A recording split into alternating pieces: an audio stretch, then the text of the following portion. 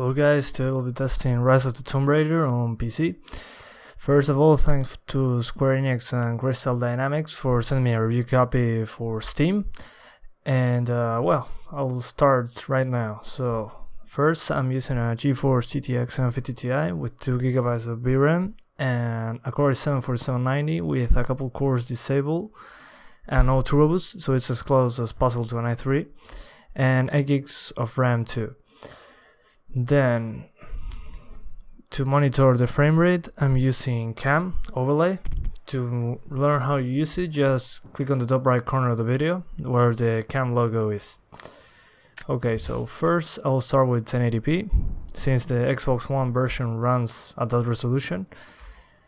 Then on graphics, we got a lot of stuff here. So we got texture quality from low to very high. Very high gives stuttering, so I'll keep it on high. Anisotropic filtering you got from linear to 16 times anisotropic, which is good. Then shadow quality, you can turn off all shadows, which is surprising. Then medium shadows, high shadows, and very high, which are very demanding, so I keep them on medium. Then some soft shadows are like softer shadows when the sun is going into a scene, when it's casting light into a scene. Then ambient occlusion, as you can see here on the books in this way, when I turn it on, it's like a shadow that is created when two objects are close together. There's also HBAO Plus, which is an Nvidia ambient occlusion made by Nvidia, HBAO Plus, which takes a lot of performance, so we keep it on, which seems to be SSAO. Then depth of field is, well, from off, on, and very high. I keep it on. Level of detail is the draw distance, medium, high, and very high. Low, medium, high. I'll keep it on low. Then tessellation, as you can see here, it describes what it is. Adds more detail to select surfaces by subdividing geometry and applying displays and maps. Disable to increase performance. I need to disable this. Then screen space reflections are reflections when there's water and stuff like that. Dynamic foliage is, well, the grass and the foliage in the area gets better interaction and stuff like that. Then bloom, turn it on or off, is when the sun or something very bright is in front of you, so it will create like a god ray. Vignette blur and motion blur, I'll turn them off. Then pure hair, which is trace effects, there's off, on, and very high. Normally between on and off there isn't much of a difference, but I'll keep it off and then I show you. Then lens flares, you know what those are, and screen effects. I turn them off because those are film grain and stuff like that I don't like, so I keep them off. So this is what I made for 1080p, but the game doesn't run too well actually on 1080p. Despite the same version runs on Xbox One on 1080p. Well, the Xbox One version is kinda high settings on PC on 1080p, but the cinematics are at 900p on an Xbox One. On cinematics, the performance drops quite noticeably due to the trace effects when you're very close to Lara's face and hair. That decreases performance, but whatever. Let's try it on 1080p and tweak some settings. Keep in mind that I'm recording, so it's a 3 to 5 FPS boost without recording. Okay, so one other thing, the people who made the port are very well known for good PC ports. They made the last Tomb Raider 2. But one thing that happens with this game on open areas, the CPU usage goes to 100%, a lot. On the i3-4150, there's a lot higher CPU usage in comparison. I've seen a video from Digital Foundry where they show that the 750 Ti with an i3 delivered around 15 frames per second. So yeah, it seems to be some GPU bottleneck there. If you have an i5 or better, you'll be fine, or if you have an i3-6100, you'll be fine too. You shouldn't be experiencing that issue like Digital Foundry. Mine is a little better than i3 because, well, because I'm using an i7 with cores disabled, so there's more cache and stuff like that. But it is a good it's a good reference. As you can see here, we have a high CPU usage. This is the worst part, according to all people. And as you can see, the frame rate is not that good. It's below 30 most of the time. So let's tweak a little and let's see what happens. So let's go a little further, a little here.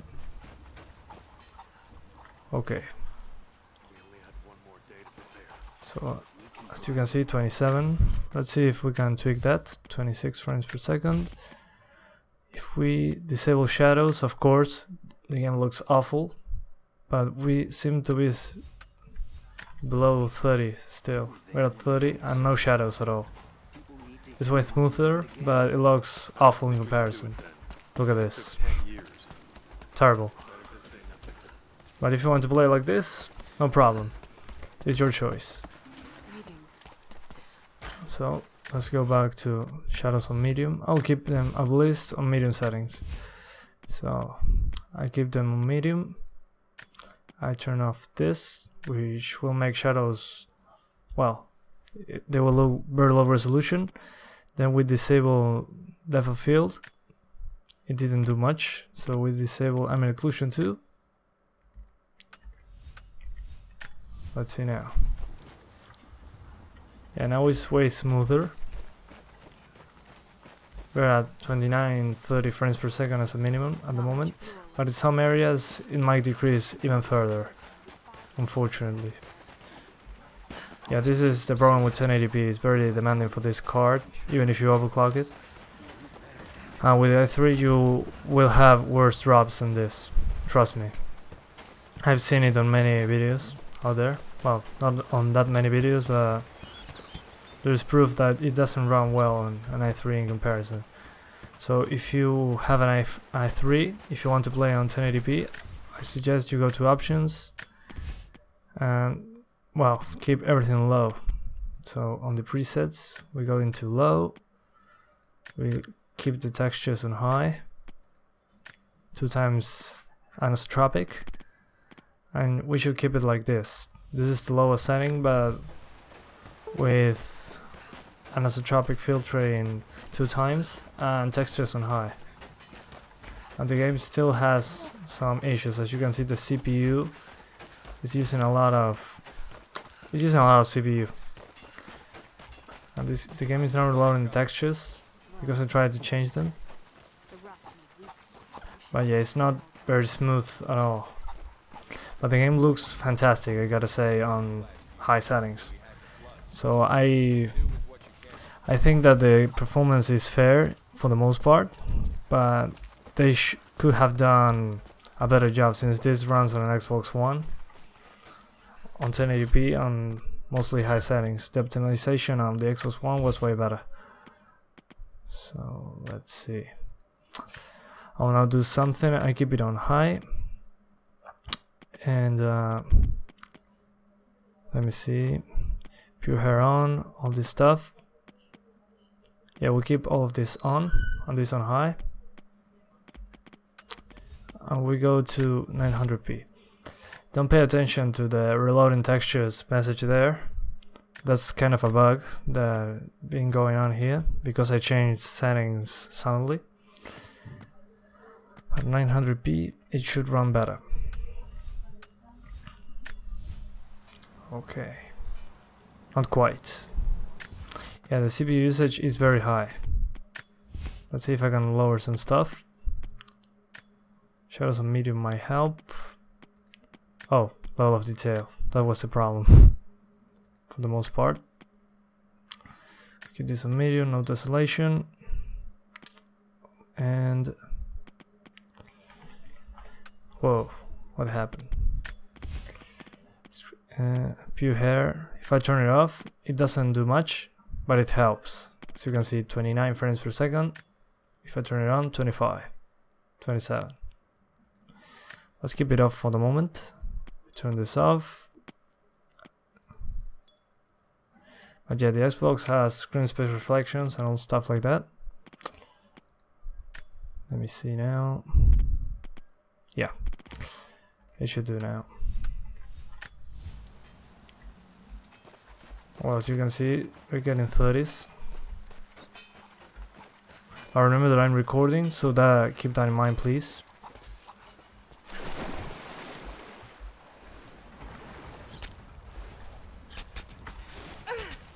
Okay.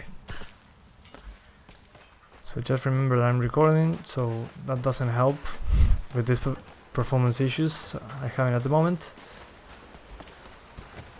Our 900p is totally playable, as you can see. Lara, I'm sorry if Sophia was less than welcoming. I understand. I'm just glad you were there to vouch. Okay. My people have spent decades fighting outsiders. It's not an easy habit to break. I suggest you keep busy to cap the frame rate at 30, since this won't go up 60 anytime soon. You need a better video card for that and a better processor. So please remember that. As you can see, the CPU is at 100%.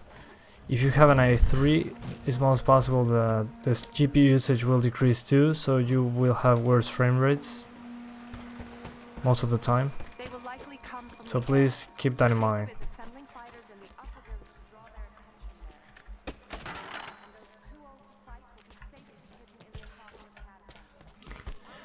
I took some time to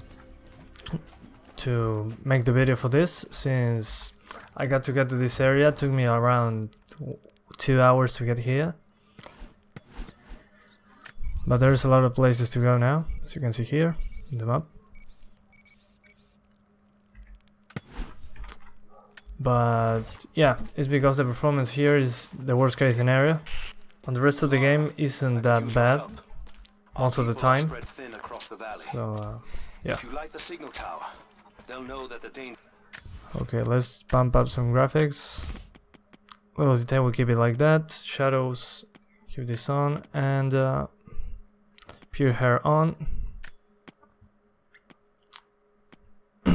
And yeah, I think this is enough for 900p, as you can see here.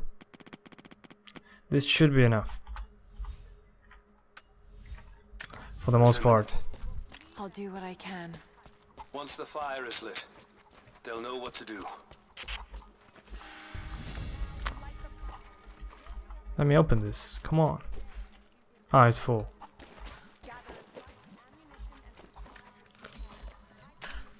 But yeah, remember that I'm recording, so it's not a good reference overall. They must be sending more. I will also be trying with the i7, so you can see if it runs better or not. It usually runs better in the i7. And this wasn't a good idea.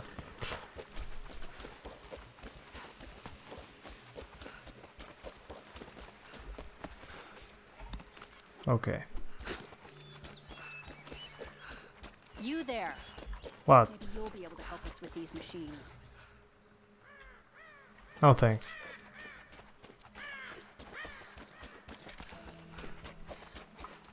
Oh yeah, this is mostly part of the game. This is the worst case scenario. Let's go now to 720. I keep this all the same. I might increase some of the graphics. Let's try on 720. Okay, so I'll bump this up. And what else? Maybe tessellation too. A lot of detail, we keep it the same. Depth of field, we turn it on. Oh, this off. And this should be fine for 720.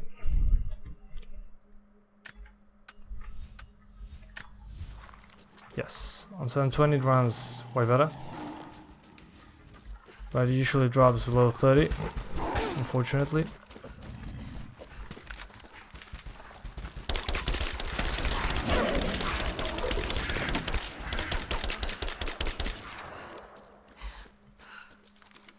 Oh great, no ammo. But yeah, mostly you want to play this at 900p or 720p if you want to have good graphics on this one.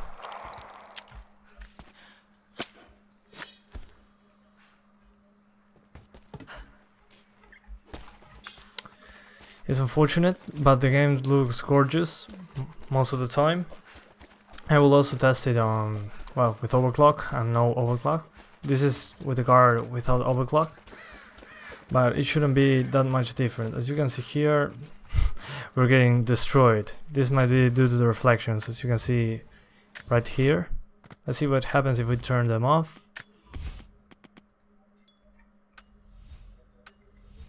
No, it isn't that either.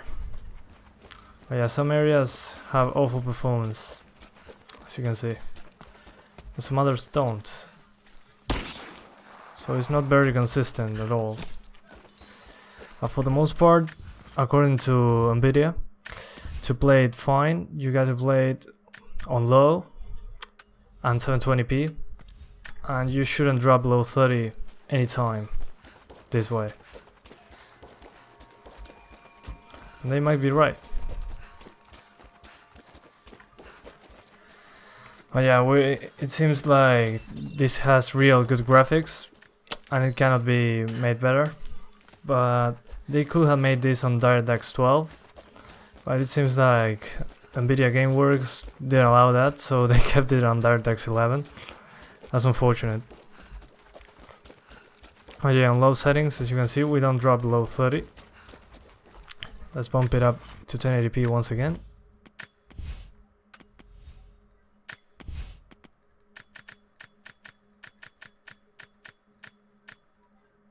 Okay, 1080p. Remember that this is the lowest setting. And as you can see, there isn't much of a difference here, but we have 30 frames per second.